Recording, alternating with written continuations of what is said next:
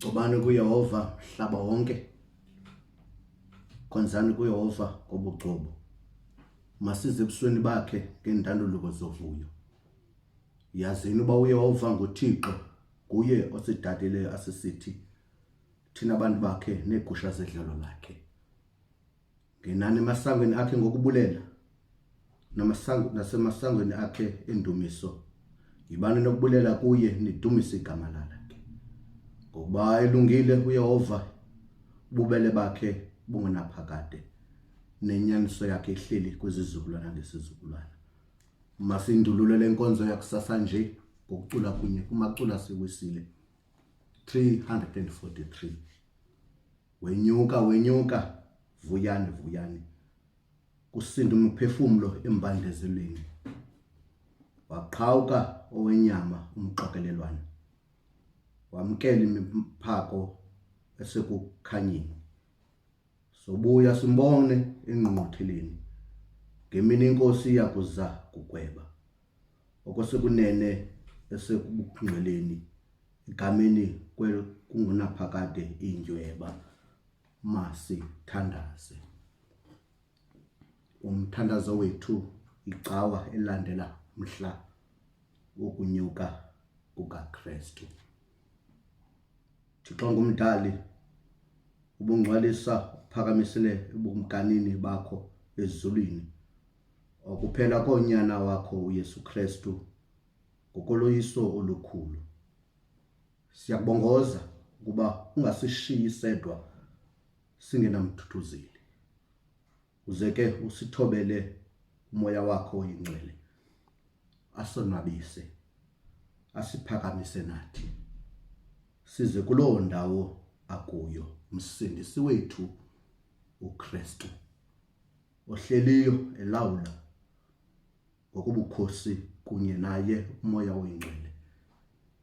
Wena Thixo umnye kude kube unaphakade. Bawo wethu wasezulwini, malingcwaliswe igama lakho. Ubukumkani bakho mabufike. Intando yakho mayenziwe emhlabeni njengoba isenziwa ezulwini. Siphe namhlanje isonka sethu semihla ngemihla.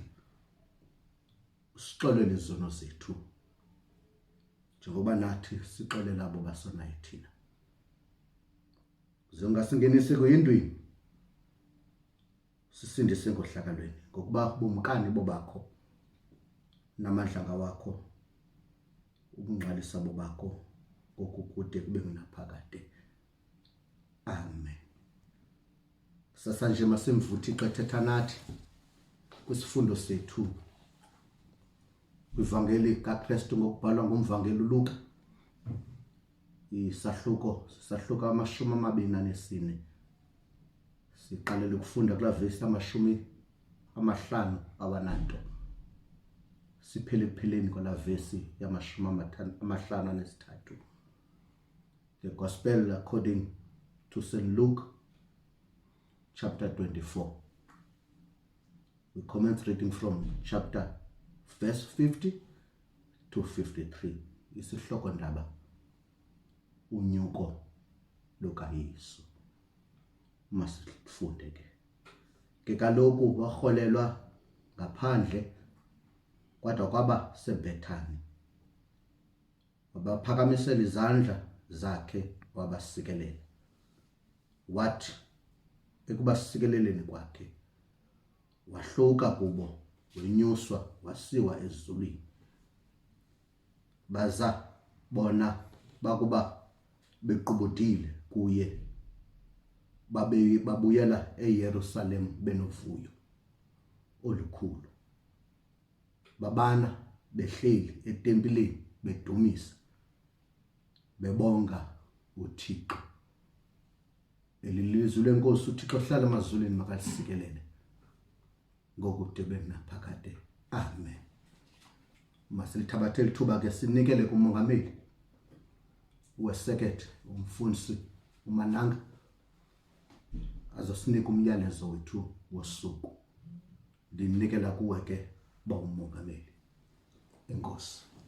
Wenyuka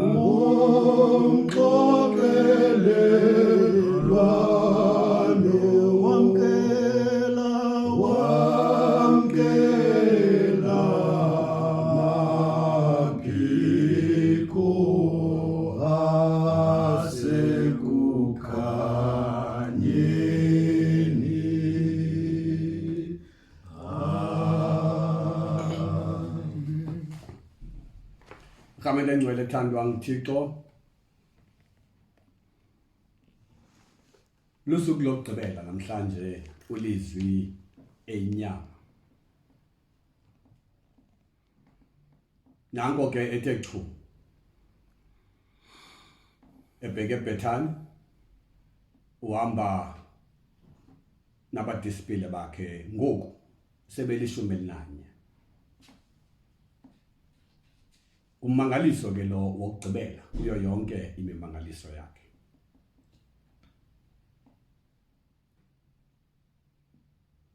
Kulapho ke athe xa efika khona kwakube kwenzeke zonke izinto ezenzeke khona. Wenyuka wanyukela ngasentla. Bayabuya ke ngoku abafundi bakhe. Babuya kulo mcimbi. Babuyela back eJerusalem.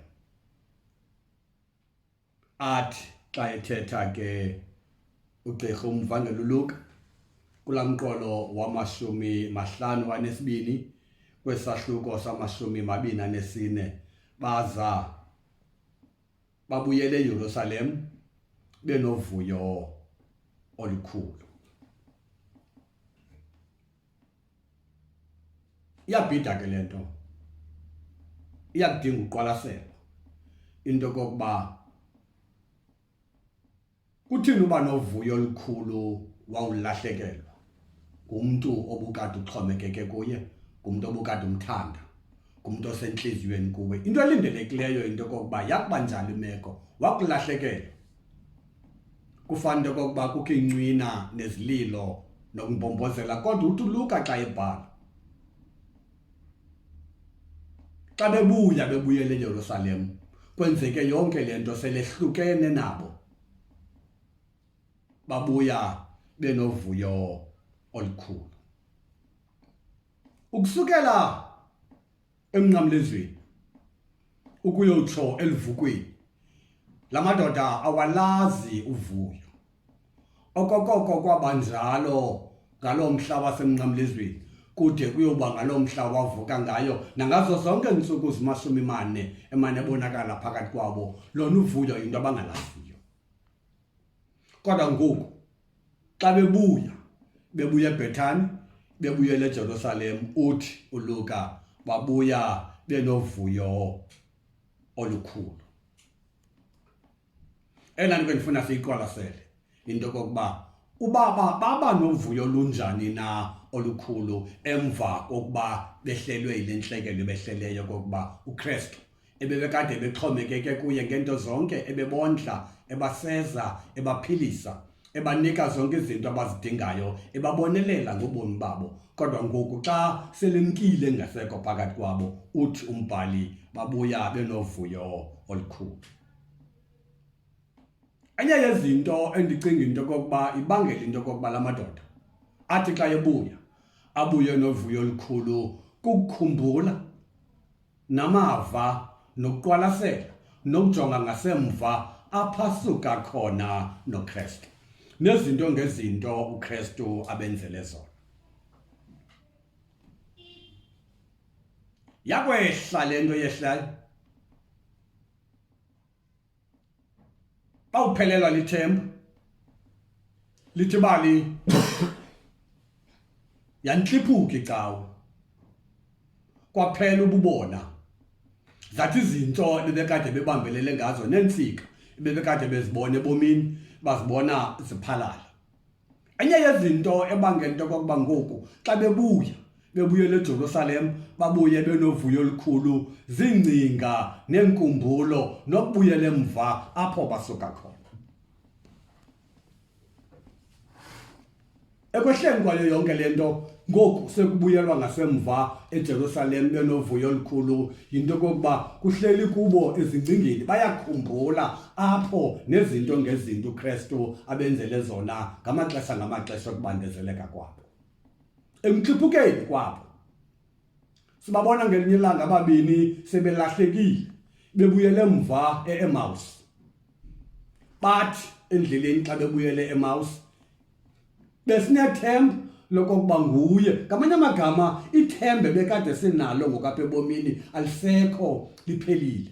Wathi uKristu ngalomzuzu kanye bephelele lithemba, bentlithwa zimeko ngemeko zokuphila kobomi, behamba ngobumnyama. Uthi xa ebalisa umbhali athi bathe xa bencokola nalomfo xa engathi uyadlula kule ndlu bazawungena kuyo, bamcela bathi kumnyama, suba sagqitha, ngena nathi sihlale nawe ngoba sekumnyama phandle. Ngelo xeshelo ke ngabantu abaphelele lithemba, kodwa uKristu wababona abantu bakhe bengamboni, bengamazi nomazi, wahamba nabo bengayazi nokokuba usendleleni uhamba nabo kule ndlela okuphelela lithemba. Wavela uKristu wabanika ithemba. Igqibeleni xa besebeziqonda ezi zinto, bathi abantu ebebekade besoyika ubumnyama, besoyika ubumnyama, kumnyama ebomini babo, uthi umbhali xa ebalisa ekugqibeleni kwathi kwawutyhileka into yokokuba nguKristu, bajika. Bathi ubumnyama ebebekade beboyika, ngoku ababoyika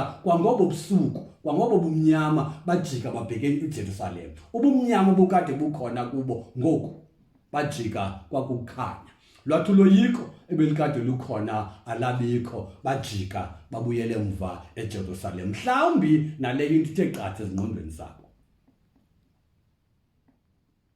Yakwehla le ntlekele yokulahlekelwa kwabo nguKristu. Uthi uPetros xa ethetha kumanye abantu abahleli nabo kule ndawo athi mna ndibuyele ezintlanzini. Ngelo xesha kuphela ukholo nezinto ebekade zimbambele kulo Kristu, imeko ngemeko abangqubeka kuzo ngalomzuzu zibangela into yokokuba luphele ukholo, bajika babuye lapho babebheka khona, bayikhanyele ivangeli, bamlibala uKristu. Yabubusuku bonke bebulaleka kuloo ndawo babebuyele kuyo ezintlanzini bengabambi into. Wavela uKristu wathi kubo, khani uphosa umnatha kwelinye icala. Bathi bakuwuphosa umnatha babona ummangaliso. Abanela nje kubona ummangaliso, bathi bebebulale kubusuku bonke, belambile, benxaniwe, bengenanto, bengafumani into. Xa bebuya babuya uKristu sebenzela ibrayi.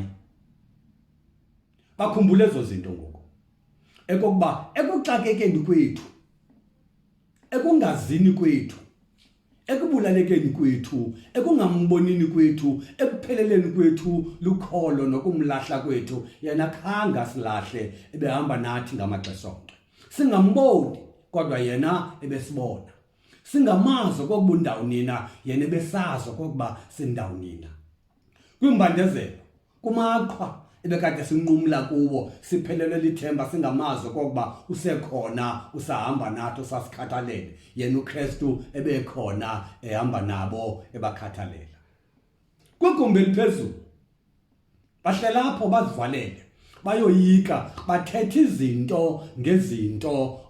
Bayakhanyela nokukhanyela abanye into yokokuba ayicingi ibe nguye. Uthi xa yefika kwelo gumbi eliphezulu, bephakuphaku benjalo, bezivalele, bezitshixele, besoyika, avela uKristu athethe izinto ebebezithethe engekho yena uKristu. Bayiqonda ke ngoku into yokokuba ngoku besisithi akakekho phakathi kwethu, khangangabikho phakathi kwethu.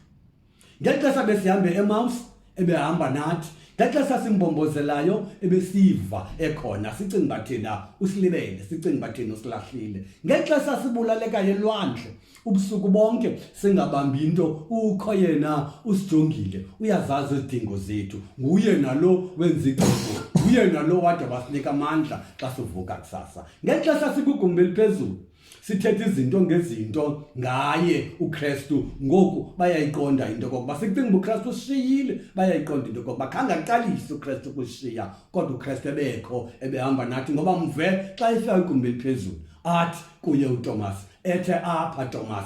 Ngelo xesha uThomas ebeyithethe le nto engekho uKristu, besithi uKristu akakekho, usishiyile, usilibele. Kodwa xa efika uKristu bayiqonda ngalo mzuzu into yokokuba khange angasishiyi. Sithi abangamboniyo, yena uKristu ohlala ngalo lonke ixesha ehamba nathi. yena uKristu uhlala la ngixesha enathi khange ashiye ngoba ngawo wonke amaxesha okubandezela kwethu ngawo wonke amaxesha obunzima bethu ebevela uKristu kanti ngalo lonke lo xesha thina singamboni nje uKristu yena uyasibona ngoku sithi thina ushiyile ngoku sithi thina sisodwa khange siqalise ubasodwa sithi abebekade bengamboni uKristu yena ebesibona yonke ke le 40 days ukusukela ekuvukeni kwakhe uzowumanga lomzuzu aba bantu ngoku bayayiqonda lonto xa bebuyela eJerusalem uthi xa ebalisa uLuka babuya ngoku benovuyo bembonile into kokuba ngoku uKristu nyani umkile ngokwasenyameni ulizwi ngoku uyekile uba ngunyama ngelixesha engekenyuka uKristu benqumla kwezimbandezelo ubabonisile uKristu into kokuba noba anindiboni mnina kodwa mna ndiyanibona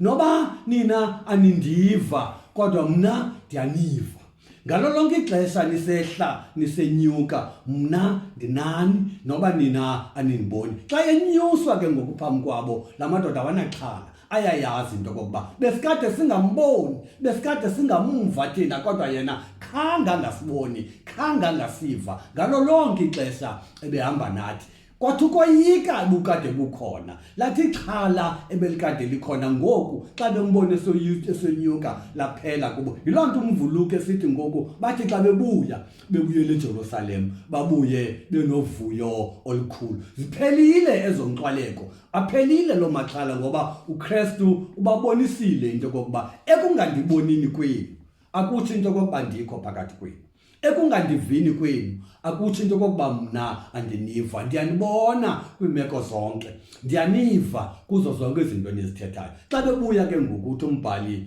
babuyela eJerusalem benovuyo olukhulu ngoba ngoku baqinisekile into kokuba noba asimboni ulizwi ngokwenyama seziprovile ulizwi kuthi into kokuba ukho kuthi ngamaxesha onke ukho kuthi kwimeko zonke ke zimeko bagqithe kuzo aba bantu khange bamkhwaze eEmmaus kodwa nguye ovele kubo xa bephelelwe lithemba watyala ithemba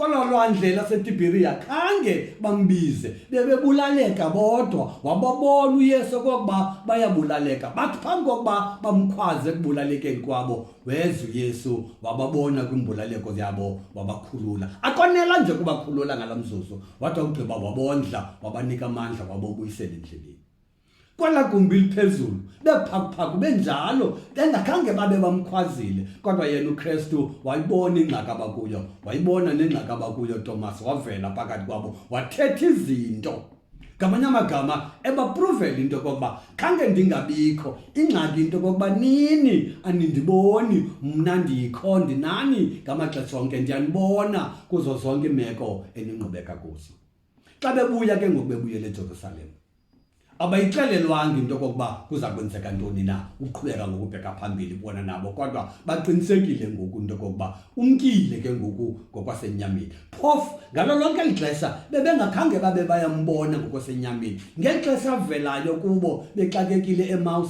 ngexesha avelayo kubo bexakekile kwigumbi eliphezulu ngexesha avelayo kubo bexakekile elwandle bebuye lapho babesuka khona ebekade bengamboni ngokwenyama kodwa wamaneziveza ulizwi enyama bambona ngoku baqinisekile into kokuba noba asimboni siyamaza kokuba yena uyasibona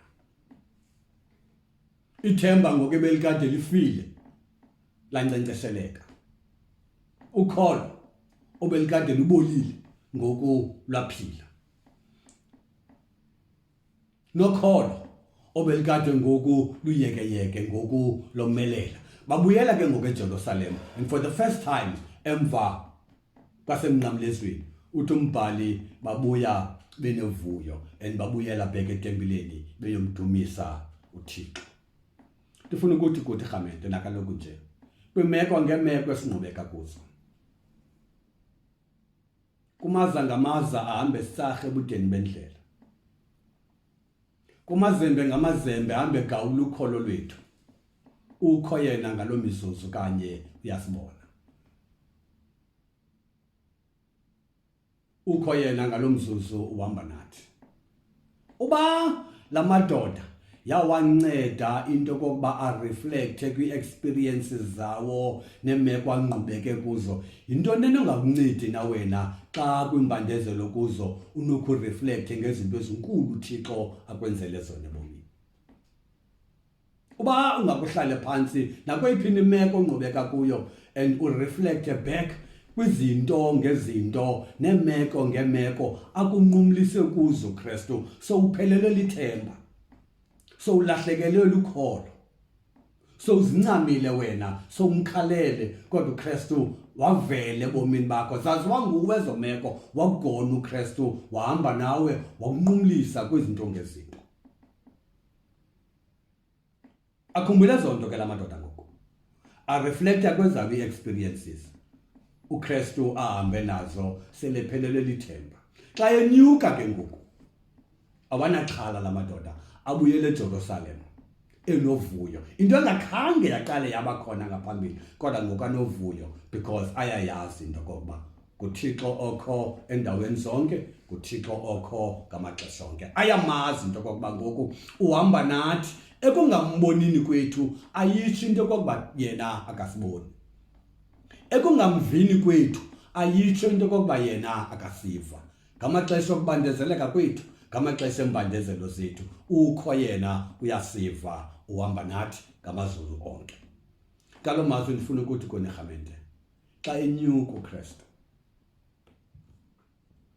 ayitsho into kokuba kuphelile.